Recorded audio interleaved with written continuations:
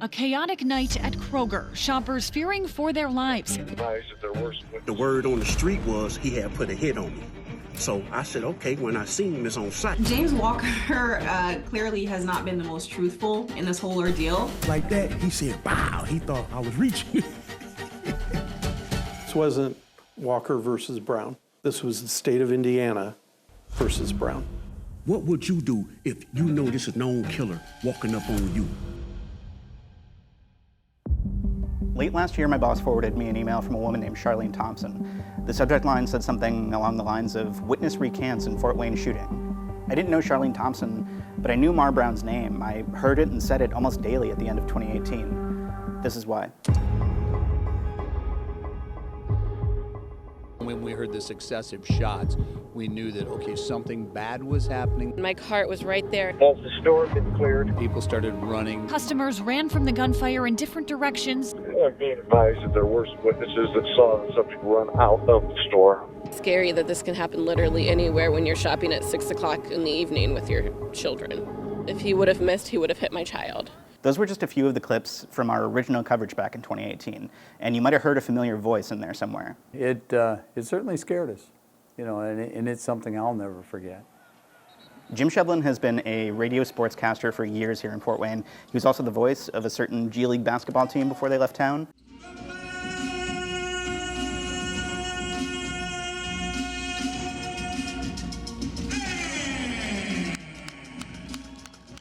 But this night in particular, him and his wife were just trying to grab something on their way to a Christmas party. Oh, it's time! Yeah, festive mood and everything. A little busier weeknight crowd at that grocery store. We heard the two pops, and then when we heard screaming, we knew that we needed to get out of there. And my wife heard someone say, "My baby's over there." It was eerie. I'd never experienced anything like that. You hear about it, you see it in the movies, but until it happens around you, what will you do? It wasn't until way later that we learned the facts of what happened that night.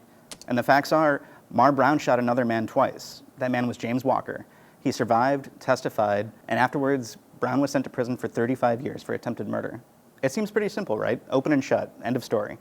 But the facts I just told you about are the only ones that aren't disputed.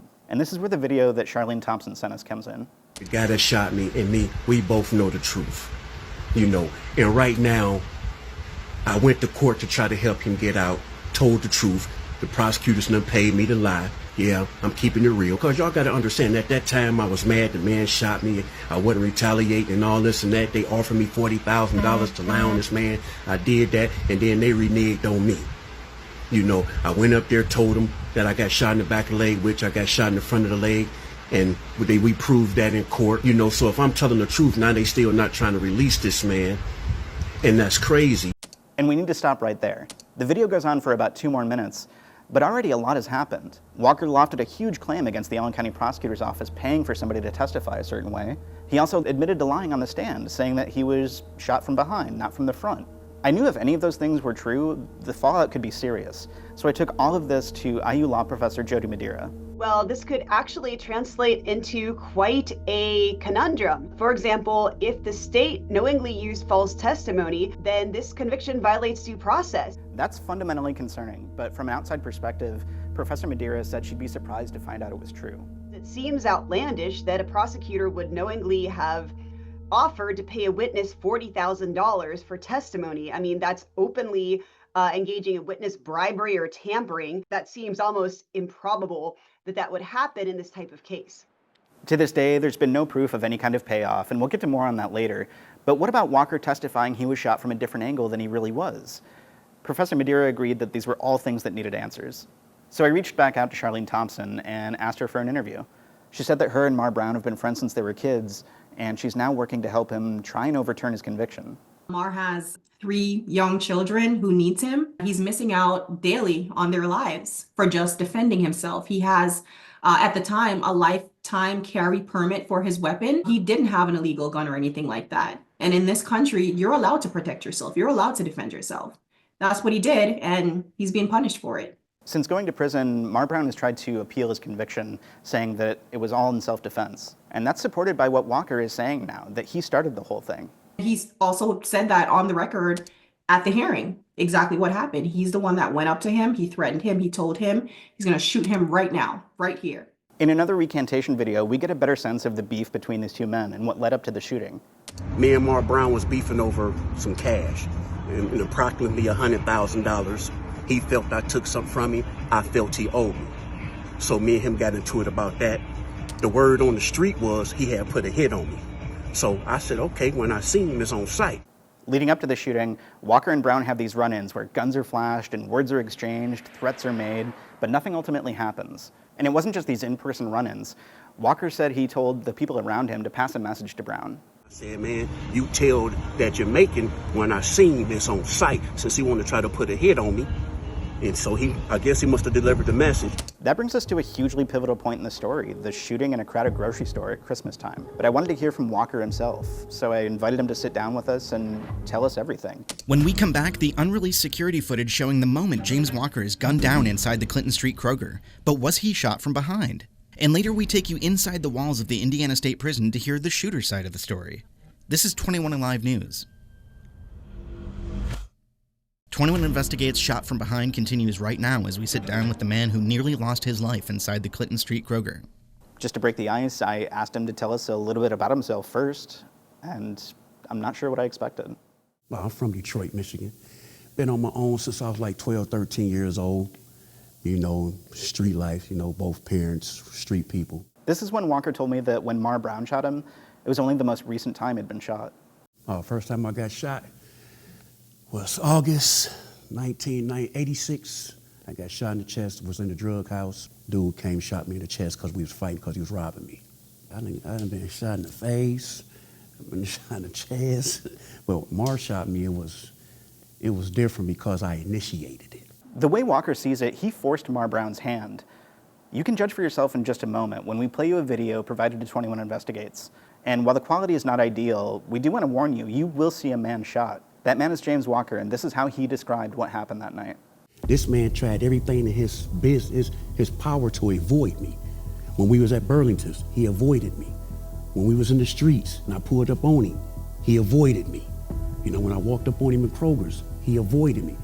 I walked up on him again, he avoided me. I walked up on him the third time, he avoided me, but this time he shot me because it felt I was finna reach and grab something because I did act like I was finna shoot him. I walked up on that man. I told that man I was gonna kill him. That man was afraid, so that man did what he was supposed to do, was protect himself and stand his ground. What would you do if you know this is a known killer walking up on you? What would you do? While you consider that for yourself, let's consider what we just saw in that video. Walker approaches Brown the first time. He wasn't saying nothing like, man, I ain't got no beef with you, man. Just let me go do shopping. I said, man, you got me messed up. You trying to put a hit on me in my city? He said, man, I wasn't trying to do none of that. Quit listening to the streets. Walker puts down the baby and follows Brown, who tries to walk away at least 2 more times. This is when Walker says he noticed Brown was armed, but kept provoking him anyway. So I figured like, okay, he just getting ready. He ain't finna shoot me in the store with all these people. You know what I'm saying? So I'm gonna keep on talking, you know, like that. Prosecutors dispute this part, but Walker says he pretended to have a gun of his own. When I did like that, he said, "Bow." He thought I was reaching. You know, he thought I was reaching. Cause I mean, I did do like this. So cause you could tell he was scared cause he shot through the hoodie. That doesn't seem to me like someone who is a willing participant in that altercation. Willing or not, provoked or unprovoked, the damage was done. Walker was badly hurt and bleeding out. When I got shot, I laid there and I said, oh man, I got shot. I'm finna die by the meat aisle, man. You know, cracking jokes, try to keep myself calm and relaxed, you know. So then when the police came, I said, man, y'all got here fast. Y'all must thought I was white. And he started laughing. As Walker found out in those moments, gallows humor only gets you so far. We finna put this tourniquet on you. And so they zipped my leg up real tight, you know, and I was like, whoa. He was like, yeah, it was gonna hurt. And then they picked me up, took me to the thing, and then I passed out. Walker says it took 8 surgeries to repair what 2 bullets did to his body. One ripped a hole in his upper arm, the other one hit him in the femoral artery in his thigh before snaking its way up through his pelvis and stomach. After recovering, Walker says he met with the Allen County Prosecutor's Office and Mar Brown's attorneys to try and determine some kind of path forward. Walker says at first he didn't want to go through the courts and that he was going to handle all of this the street way. And the prosecutor say, just calm down, James, just calm down. Just take your time. I said, he gave me that look. I said, well, when I walked up on Mark, I said, yeah, man, you tried to put a hit on me, it's on, I'm gonna kill you. And when I turned around, he shot me in the back of the arm. And I said, I took off running, he shot me in the back of the leg. That's what they told me to say. But when they told me to say that, they say they was gonna pay me, but they was gonna have it paid in the form of restitution. I didn't give a care how I got it, as long as I got it, you know? So I'm looking at it as getting the man that shot me, getting my revenge on him and getting paid. Oh yeah, that's a win-win for me. That's how I looked at it, because I was mad at the man. The Allen County Prosecutor's Office firmly denies that Walker was in any way coached or compensated to testify the way he did. But what's not disputed is that the jury heard Walker was shot from behind before they convicted Brown. Even though the video shows Brown fired while facing Walker, and although Walker now admits he lied about where he was shot to make Brown look more guilty, for some time after the trial, Walker held up the narrative he was shot from behind, even with one of our own former reporters. I just laid there and started praying. James Walker Jr. lived a nightmare December 19, 2018, inside the Kroger on North Clinton Street. Says he had a dispute with a man in one of the store's packed aisles around Christmas time, and says as he walked away, the man shot him twice from behind. Saturday at Fellowship Missionary Church here in town at a children's basketball event, Walker shared to parents and kids about his life growing up on the streets in Detroit as a drug dealer and gangbanger. Let these people know it's nothing good to come out this gangster life. It's nothing good to come out this gang banging. Nothing. After having heard from Walker, I wanted to hear from Mar Brown, and I knew that that would be tricky. Prison interviews are hard to navigate, not always granted. Even still, I submitted a formal request and was given a few hours with a skeleton crew to go inside the walls of the Indiana State Prison. Don't go away. When we come back, the inmate serving 35 years for attempted murder tells us why he feels he was only acting in self-defense. What was going through your head like the split second before you pulled the trigger? It was either him or me. You're watching 21 Alive News. 21 Investigates shot from behind, lying on the stand, continues right now. As my crew, myself, and my gear went through security checkpoints at a prison that was open before Lincoln was inaugurated, I started to realize and remember that all I knew about the man I was about to talk to was what I had read in court documents. Can you tell us about your life before this incident and where you're from and who you are? I was born and raised in Jamaica. I came here for a better life, and I was an upstanding citizen, you know. Went to college, graduated, you know, and was pursuing the American dream. And unfortunately, you know, this incident happened. What is your day-to-day like in here? The day-to-day, like, you know, you basically live the same day every day. You just got to adjust yourself to the situation at hand. Because if you really think about where you're at, you'll get depressed. That's why you see there's a lot of suicides in here. You know, you walk by somebody's cell and you see somebody literally get strung up. How do you maintain faith or hope being in a state prison? Well, you don't have much of a choice. You just have to just, you know, because I'm going through emotions. I've been going through it for the last 5 years, and I've been fighting for the truth, and, you know, we finally got a breakthrough. The breakthrough that Brown is talking about is Walker admitting to lying on the stand. In Brown's mind, that opens the door to a retrial, but if Brown knew Walker was lying at the time of the original trial, why not sound the alarm then? Weren't you kind of freaking out in the courtroom when you're listening to a guy testify in a way that can put you where you are now? Well, no, I wasn't freaking out, sir. It's just because I knew what he was saying was never true, and I knew it could have been easily refuted. Brown might have been calm in the courtroom, but wasn't Walker nervous about lying under oath? I think they felt, since I was the victim, my word was like gold, because I was the victim. I was the one that got shot. So the jury gonna believe the victim. As it turns out, nobody on the prosecution or the defense side called for a medical expert to testify on the location of the shots. Since the court denied our requests for photos and videos from the original trial, it was a little bit awkward, but I asked Walker to show us his scars. So that was like, did that hit your femoral artery? Yeah, because when I fell in an angle, so that's how the bullet went up in the angle. See, that ain't in the back of the arm, that's the side of the arm. At a recent post-conviction relief hearing, a forensic pathologist testified that it would be medically impossible for Walker to be shot from behind. And this is something Marr hoped would support his claim that it was self-defense and that he wasn't trying to murder anyone. What was going through your head, like the split second before you pulled the trigger? It was either him or me. That was going through my head. So that I had to protect myself. He sent me threats before that whenever he caught me by myself, he was going to kill me. Tell that Jamaican when I seen this on site. The people that he knew, that knew me, told me this. You know, I know they was telling me I need to move out of town and stuff of that nature. Like, he have a reputation around town that, he's that guy he'll put you down. So I'm thinking that's what's going to happen now. You might be able to put yourself right in Mar Brown's shoes and say that you would do the exact same thing given the circumstances. But the reality is, here in Indiana, fearing for your life and just thinking the other person has a gun is not enough for a self-defense claim. Even if he thought the other person had a gun, he didn't see a gun because there wasn't a gun there. 3, 2, 1. After this final break, the Allen County prosecutor responds to Walker's allegations and why his office feels front or back on those wounds really didn't make any difference. This 21 Investigates story continues after the break. Before we left the Indiana State Prison, Mar Brown gave me this stack of documents with all kinds of notes on them. He said these pages would prove he was somehow railroaded by the system. He thinks the prosecution knew Walker was lying, but supported that story anyway. He also talks about how the jury heard in closing arguments again and again that Walker was shot from behind, which we now know isn't true. The Allen County prosecutor, Mike McAlexander, agreed to sit down with me and talk about all these things. I asked the man whose team it was that prosecuted Brown in the first place why he feels that there wouldn't be a valid self-defense claim. Was it because Walker was unarmed? Was it because Brown shot more than once? Does the law only provide me that one shot? Or, can I make sure that you're no longer a threat with a second concurrent shot? Or how does that usually play? Well, I think that's where you get into reasonable, and that's what, it's tough to say it this way, but that's when we take things to a jury. They're the fact finders to determine whether it was reasonable. What about the allegation that Walker made about prosecutors paying him to testify the way he did? That did not happen, categorically. We don't pay anybody to testify. I think it's pretty absurd, and I'd like to think nobody believes that. I've been doing this for 40 plus years, and I've never been offered a bribe, and so. Are you just unlucky, or? Yeah, I guess.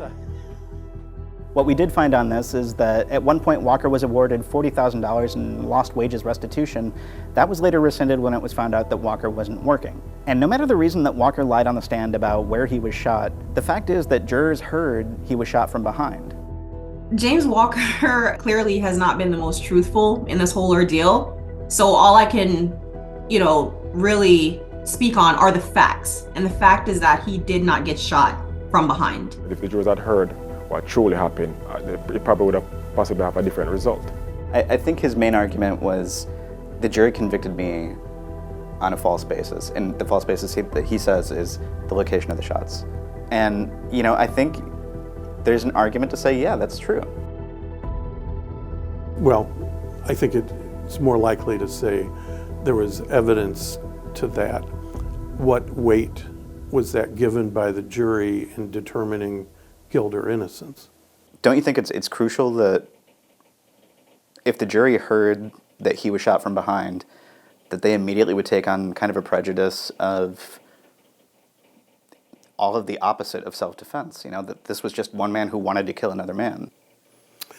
You can certainly draw that conclusion. At this point in the story, I wasn't sure why McAlexander would say that the location of the shots didn't matter. But after going back and forth on all of the points raised by Walker and Brown, McAlexander said something that shook me a little bit.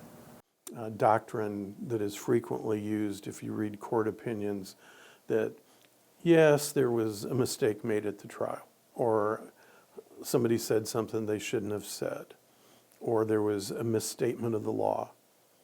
And then they'll say, but due to the overwhelming evidence, this is harmless error. You're not entitled to a perfect trial, is what it comes down to. There can be mistakes made, but if they don't rise to a level of fundamental error or something that would change the outcome. And that's pretty much what I've been saying, is that front or back on those wounds really didn't make any difference. Setting aside everything that's disputed about this story, at the end of our conversation, Mike McAlexander brought up something I think a lot of us had forgotten about this case. This wasn't Walker versus Brown. This was the state of Indiana versus Brown. But to the community at large, we have that responsibility. For every person who walks in to any grocery store in this town, we have an obligation to do our best to make them feel that they can be safe when they go out in public. What happens next in this story is really anyone's guess.